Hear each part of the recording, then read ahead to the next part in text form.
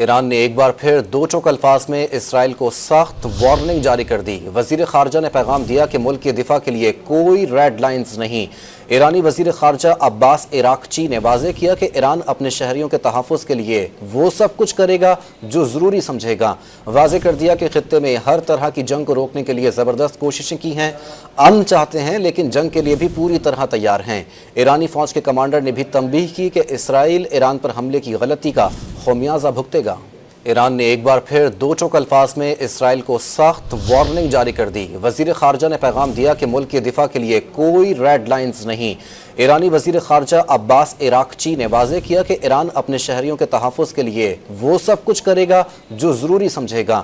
واضح کر دیا کہ خطے میں ہر طرح کی جنگ کو روکنے کے لیے زبردست کوششیں کی ہیں، امن چاہتے ہیں لیکن جنگ کے لیے بھی پوری طرح تیار ہیں۔ ایرانی فوج کے کمانڈر نے بھی تنبیہ کی کہ اسرائیل ایران پر حملے کی غلطی کا خمیازہ بھگتے گا۔